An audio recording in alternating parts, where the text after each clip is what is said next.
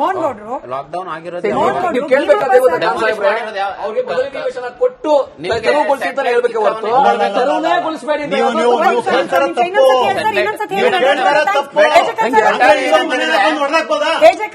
ಚೌಕಟ್ಟು ಏನಿದಿಲ್ಲ ನಾನಲ್ವಾ ಬದಲಿ ನಿವೇಶನ ಕೊಡಿ, ಕಾನೂನು ಚೌಕಟ್ಟಲ್ಲೇ ನೀವು ಕೊಡೋದು. ಕಾನೂನು ಎಲ್ಲೋ ಅಧಿಕಾರಿ ತಪ್ಪು ಮಾಡಿದ್ರೆ ಇದೇ ಕೃಷ್ಣ ಬೈರೇಗೌಡರು ರೋಡ್ ಅಲ್ಲಿ ನಿಂತ್ಕೊಂಡು ಅಧಿಕಾರಿಗೆ ಅವಮಾನ ಮಾಡುವಂತ ಕೆಲಸ ಮಾಡ್ತಾರಲ್ಲ. ಅದನ್ನ ನೀವು ಹೆಂಗ್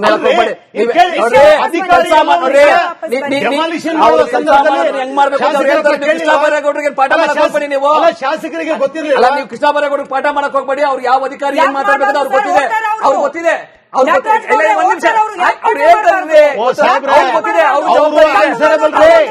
ಅವ್ರು ಜವಾಬ್ದಾರಿ ಇದೆ. ಸಂವಿಧಾನಬದ್ಧವಾಗಿ ಅವರು ಚುನಾಯಿತ ಪ್ರತಿನಿಧಿಯಾಗಿ ಯಾವುದೇ ರೀತಿಯ ಒತ್ತುವರಿ ಇದ್ರೆ ಅದು ತೆರವುಗೊಳಿಸ್ತಾ ಆಗ್ತದೆ.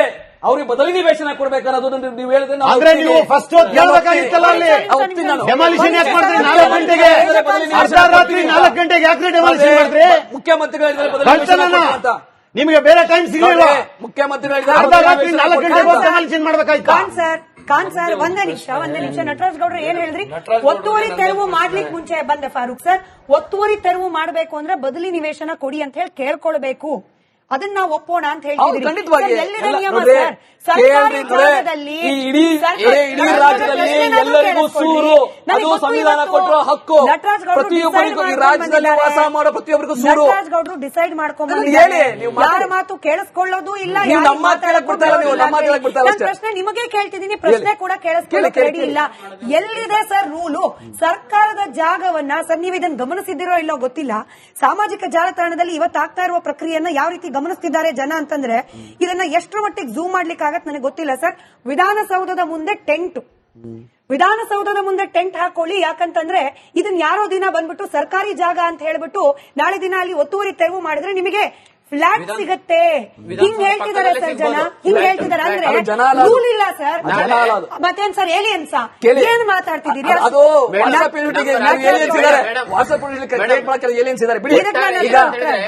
ಇದಕ್ಕೆ ನನ್ನ ಹತ್ರ ಉತ್ತರ ಈಗ ಇದು ವಾಟ್ಸ್ಆಪ್ ಅಲ್ಲ ಸರ್, ಇದು ವಾಟ್ಸ್ಆಪ್ ಅಲ್ಲ. ನೀವು ಅಲ್ಲೂ ಬುದ್ಧಿಜೀವಿಗಳಿಲ್ಲ ಗೊತ್ತಿಲ್ಲ. ಬರೋದು ನಿಮ್ಗೆ. ನಾನೇನ್ ಹೇಳ್ತಾ ಇದ್ದೀನಿ, ಕರ್ನಾಟಕದ ಯಾವುದೇ ಪ್ರಜೆಗೆ ಕರ್ನಾಟಕದ ಯಾವುದೇ ಮೂಲೆಯಲ್ಲಿ ವಾಸ ಮಾಡ್ತಿದ್ರು ಅವ್ರಿಗೆ ಸೂರಿನ ಹಕ್ಕು ಇದೆ, ಅವ್ರಿಗೊಂದು ಮನೆಯ ಪಡ್ಕೊಳ್ಳೋ ಹಕ್ಕು ಅವ್ರಿಗಿದೆ. ಆ ನಿಟ್ಟಿನಲ್ಲಿ ಸರ್ಕಾರ ಏನ್ ಮಾಡುತ್ತೆ ಅಂದ್ರೆ ತಮ್ಮ ಅಧಿಕಾರ ಇದೆ. ಸರ್ಕಾರ ಅದು ದಲಿತರಾಗಬಹುದು, ಅಲ್ಪಸಂಖ್ಯಾತರಾಗಬಹುದು, ಹಿಂದುಳಿದವರಾಗಬಹುದು ಅಥವಾ ಬಹುಸಂಖ್ಯಾತರಾಗಬಹುದು, ಎಲ್ಲರಿಗೂ ಕೂಡ ಯಾರಿಗೆ ಸೂರಿಲ್ವೋ ಅವ್ರು ಮನವಿ ಮಾಡ್ಕೊಂಡಾಗ ಸೂರನ್ನ ವಿಶೇಷ ಆಶ್ರಯ ಯೋಜನೆಯಲ್ಲಿ ಕೊಡ್ತಾರೆ. ಇದು ಕೊಡ್ಬೇಕಾದಂತ ಅವಕಾಶ ಇದೆ. ಹಂಗಿರ್ಬೇಕಾದ್ರೆ ಅದ್ರಲ್ಲಿ ಡಿಸ್ಪ್ಯೂಟ್ ಬರೋದಿಲ್ಲ.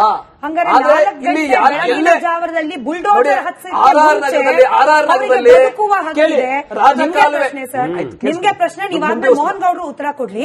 ಬೆಳಗಿನ ಜಾವ 4 ಗಂಟೆಗೆ ಬುಲ್ಡೋಜರ್ ಹತ್ಸ್ಲಿಕ್ಕೆ ಮುಂಚೆ ಬದುಕುವ ಹಕ್ಕಿದೆ. ಸಂವಿಧಾನ ಆರ್ಟಿಕಲ್ 19 ಅಡಿಯಲ್ಲಿ ರೈಟ್ ಟು ಲೈವ್ಲಿಹುಡ್ ಕೊಟ್ಟಿದೆ ಅನ್ನೋದನ್ನ ಸರ್ಕಾರ ಯಾಕೆ ಮರೆತುಬಿಡ್ತಿತ್ತು ಸರ್? ಮತ್ತೆ ಹೇಳ್ಬೇಡಿ ಅಧಿಕಾರಿಗಳು ನುಗ್ಸಿದ್ದು ಬುಲ್ಡೋಜರ್.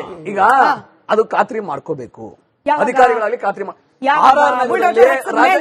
ಆರ್ ನಗರದಲ್ಲಿ ರಾಜಕಾಲುವೆ ಒತ್ತುವರಿ ತೆರವುಗೊಳಿಸಬೇಕಾದ್ರೆ ಇದೇ ರೀತಿ ಬಹಳಷ್ಟು ಮನೆಗಳು ಡೆಮಾಲಿಷ್ ಮಾಡಲಾಯಿತು. ಅವಾಗ್ಲೂ ಕೂಡ ಅವ್ರಿಗೆ ಬದಲಿ ನಿವೇಶನ ಕೊಟ್ಟು ಡೆಮಾಲಿಷ್ ಮಾಡಿ ಅಂತ ಹೇಳಿ ನಾವೇ ಆಗ್ರಹ ಮಾಡಿದ್ವಿ. ಅದೇ ರೀತಿ ಇಲ್ಲೂ ಅಷ್ಟೇನೆ ಅವ್ರಿಗೆ ಬದಲಿ ನಿವೇಶನ ಕೊಟ್ಟು ಸರ್ಕಾರಿ ಜಾಗಗಳನ್ನ ಉಳಿಸಬೇಕಾದ್ದು ಸರ್ಕಾರದ ಹೊಣೆಗಾರಿಕೆ, ಅಲ್ಲಿನ ಅಧಿಕಾರಿಗಳ ಹೊಣೆಗಾರಿಕೆ. ಅದನ್ನ ಮಾಡಿದ್ದಾರೆ. ಪ್ರಯೋಗ ಮಾಡಿದ್ರು, ಬೆಳಗಿನ ಜಾವ ಮಾಡಿದ್ರು, ನೋಟಿಸ್ ಕೊಟ್ಟಿಲ್ಲ. ಅವೆಲ್ಲ ಆಗಬಾರದು. ಅಧಿಕಾರಿಗಳು ಅವ್ರಿಗೆ ನೋಟಿಸು ಕೊಡಬೇಕು, ಅವ್ರಿಗೆ ತೆರವುಗೊಳಿಸಿ ಅಂತ ಹೇಳಿ ಅವ್ರಿಗೆ ಮುಂಚೆ ನೋಟಿಸ್ ಕೊಟ್ಟು ಮಾಡಿದೀವಿ ಅಂತ ಹೇಳಿದ್ದಾರೆ ಅಧಿಕಾರಿಗಳು. ಅದು ಮಾಡಿದೀವಿ ಅಂತ ಹೇಳಿದ್ದಾರೆ. ನಟರಾಜ್ ಎಷ್ಟು ಸೆಲೆಕ್ಟಿವ್ ಆಗಿದ್ದಾರೆ ಅಂತ ಹೇಳಿದ್ರೆ, ಇದೇ ಆರ್ ನಗರದಲ್ಲಿ ರಾಜಕಾಲುವೆ ಒತ್ತುವರಿ ತೆರವಿನಲ್ಲಿ ಒಬ್ಬ ಸುಪ್ರಸಿದ್ಧ ನಟ, ಒಬ್ಬ ಸುಪ್ರಸಿದ್ಧ ಕರ್ನಾಟಕದ ಕಾಂಗ್ರೆಸ್ನ ಹಿರಿಯ ರಾಜಕಾರಣಿ, ಅವ್ರದ್ದು ಹಾಸ್ಪಿಟಲ್. ಒಂದ್ ನಿಮಿಷ ನನಗೆ ತೊಂದರೆ. ಆಯ್ತು ನೋ ಪ್ರಾಬ್ಲಮ್. ಆಯ್ತು ಕೋರ್ಟ್ ಸ್ಟೇ ಇದೆ. ಆಯ್ತು ಪಾಪ ಅವ್ರಿಗೆ ಮಾತ್ರ ನೀವು ಕೋರ್ಟ್ ಸ್ಟೇ ಇದೆ, ಬಡವರಿಗೆ ಮಾತ್ರ ಕೋರ್ಟ್ ಸ್ಟೇ ಇರಲ್ಲ. ಆಯ್ತು, ಇದೆಲ್ಲ ಒಂದ್ ಕಡೆಗೆ.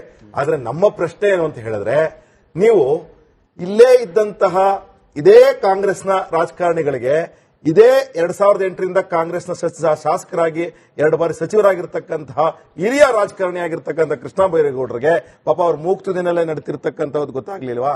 ಅದು ಸರ್ಕಾರಿ ಜಾಗ ಅಂತ ಗೊತ್ತಾಗ್ಲಿಲ್ವಾ? ಆಮೇಲೆ ಯಾರು ಅವ್ರ ಹಿಂಬಾಲಕರು ಅವ್ರಿಗೆ ಕರ್ಕೊಂಬಂದು ಸೆಟಲ್ ಮಾಡ್ತಿರೋ ಅನ್ನೋದು ಗೊತ್ತಾಗ್ಲಿಲ್ವಾ? ಆಯ್ತಪ್ಪ, ನಾನು ಇನ್ನೊಂದ್ಸತಿ ಕೇಳ್ತೀನಿ ಕೃಷ್ಣ ಬೈರೇಗೌಡರಿಗೆ, ಕೃಷ್ಣ ಬೈರೇಗೌಡ್ರೆ ಫಾರಿನ್ ಟೂರ್ ಅಲ್ಲಿ ಇದ್ದೀರಾ ಅಥವಾ ಕರ್ನಾಟಕದಲ್ಲೇ ಬೆಂಗಳೂರಲ್ಲೇ ಇದ್ದೀರಾ? ಟ್ವಿಟ್ ಎಲ್ಲಾನು ಬೆಂಗಳೂರಲ್ಲೇ ಇದ್ದಂಗಿದೆ. ಬ್ರೇಕ್ ಹೋಗ್ಬೇಕು. ಬ್ರೇಕ್ ಇಂದ ಬಂದ ನಂತರದಲ್ಲಿ ಮೋಹನ್ ಗೌಡ್ರು ಮಾತನಾಡ್ಲಿ, ಹಾಗೆ ನಟರಾಜ್ ಗೌಡ್ರು ಉತ್ತರ ಕೊಡ್ಬೇಕು. ಫಾರೂಕ್ ಅವರಿಗೆ ಇದ್ರ ಬಗ್ಗೆ ಮಾಹಿತಿ ಇರಬಹುದು.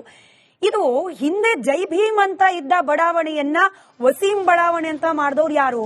ಇವತ್ತು ವಿರೋಧ ಪಕ್ಷದ ನಾಯಕರಾದ ಆರ್ ಅಶೋಕ್ ಅವರು ಒಂದಷ್ಟು ದಾಖಲೆಗಳ ಸಮೇತ ಹೇಳ್ತಾ ಇದ್ರು ಈ ವಸೀಂ ಯಾರು, ಫೋಟೋ ತೋರಿಸಿದ್ರು. ವಸೀಂ ಅವ್ರಿಗೂ ಕಾಂಗ್ರೆಸ್ ಅವ್ರಿಗೂ ಏನ್ ಸಂಪರ್ಕ? ಇದ್ರ ಬಗ್ಗೆ ಬಹಳ ಗಂಭೀರವಾದ ಆರೋಪಗಳು ಮಾಡಿದ್ದಾರೆ. ಹಾಗಾದ್ರೆ ಈ ವಸೀಂ ಅವರ ಪಾತ್ರ ಏನು? ಹಾಗೆ ಅದೇ ಬಡಾವಣೆಯ ಕೆಲ ಜನ ಹೇಳಿದ್ದಾರೆ, ನಾವು ಇಂಥ ವ್ಯಕ್ತಿಗಳಿಗೆ ಇಂತಿಷ್ಟು ಹಣವನ್ನ ಕೊಟ್ಟು ಮನೆಯನ್ನ ನಿರ್ಮಾಣ ಮಾಡ್ಕೊಂಡಿದ್ದೇವೆ. ಹಾಗಾದ್ರೆ ಹಣ ಇಸ್ಕೊಂಡವ್ರು ಯಾರು? ಇದ್ರ ಬಗ್ಗೆನೂ ಮಾತನಾಡೋಣ. ಫಾರೂಕ್ ಸರ್ ಹೇಳಿ, ಎಜೆ ಖಾನ್ ಸರ್ ಕೂಡ ಹೇಳಿ, ಅದು ಜೈ ಭೀಮ್ ಬಡಾವಣೆ ಅಂತ ಇತ್ತಂತೆ. ಸರ್, ನನ್ನ ಮಾಹಿತಿ ತಪ್ಪಿದ್ರೆ ನೀವು ಕರೆಕ್ಟ್ ಮಾಡಿ. ಇದು ವಸೀಂ ಬಡಾವಣೆ ಆಗಿದ್ ಯಾವಾಗ, ಯಾವ ಕಾರಣಕ್ಕೆ? ಈ ವಸೀಂ ಯಾರು?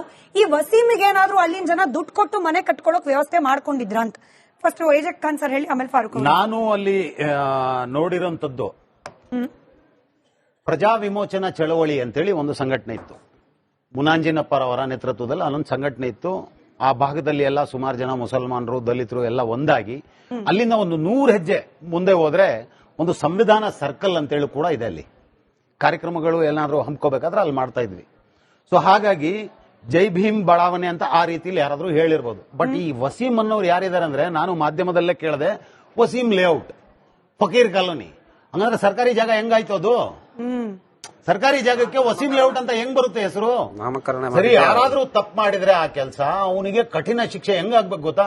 ಈ 100 ಚಿಲ್ಲರೆ ಅಲ್ಲ, ಇದು ಕನಿಷ್ಠ 1,000 ಜನ ಯಾವ ರೀತಿ ಅಲ್ಲಿ ಚಳಿಯಲ್ಲಿ ಮಲಗಿರ್ತಾರಲ್ಲ, ಅವ್ರದ್ದೆಲ್ಲ ಸಮಸ್ಯೆ.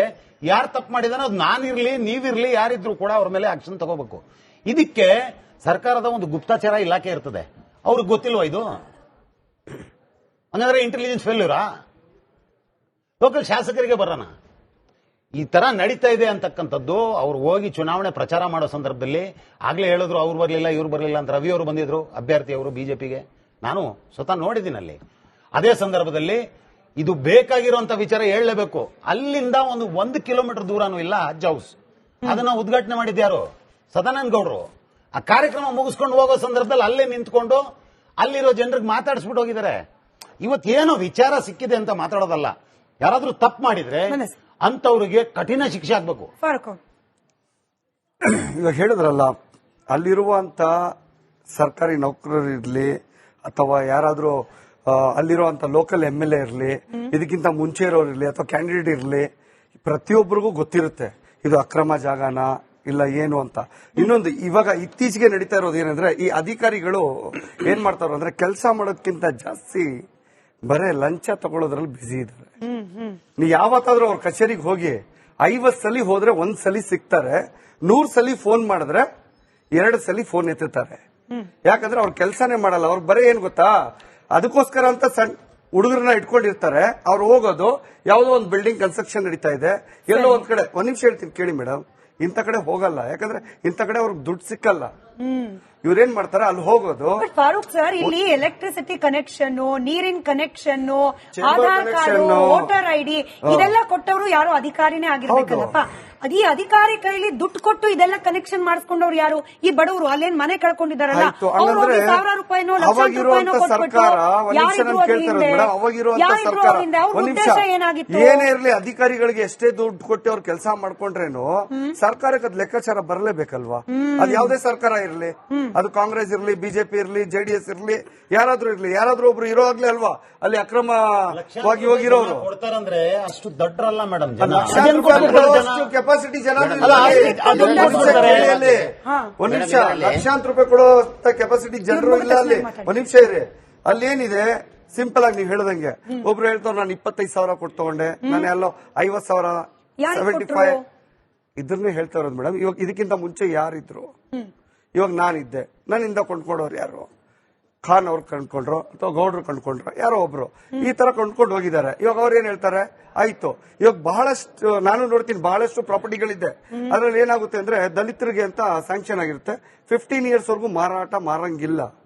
ಇವಾಗ ಸರ್ಕಾರದಿಂದ ಕೊಟ್ಟಿರ್ತಾರೆ 20-30 ಏನೋ ಕೊಡ್ತಾರೆ. ನೋಡಿ, ಪ್ರಶ್ನೆನೇ ಇಲ್ವಲ್ಲ ಸರ್, ಸರ್ಕಾರದಿಂದ ಡಾಕ್ಯುಮೆಂಟ್ ಹೇಗೆ ಆ ಜಾಗ ಇಲ್ಲ, ಆದ್ರೆ ಇನ್ನೊಂದು ಮಾತಿದೆ. ಈಗ ಹೇಳಿದಾಗ ನೀವು ನನ್ನ ಮೈಂಡಿಗೆ ಬಂತು, ನೀವೇನಂದ್ರಿಲ್ಲ ಫಾರೂಕ್ ಸರ್, ನೀವೇನಂದ್ರಿ? ಕೆಲವು ಮನೆಗಳಿಗೆ ಹಕ್ಕು ಪತ್ರನೂ ಕೂಡ ಕೊಟ್ಟಿದ್ದಾರಂತೆ. ಅಂತೆ ಒಂದ್ ನಿಮಿಷ. ನನಗೆ ಗೊತ್ತಿಲ್ಲ ಸರ್, ನೀವು ಅಂತೆ ಡಾಕ್ಯುಮೆಂಟ್ ನನ್ನಲ್ಲ. ನಡೆಯಲ್ಲ. ನನಗೆ ನೋಡಿ, ಮೇಡಮ್,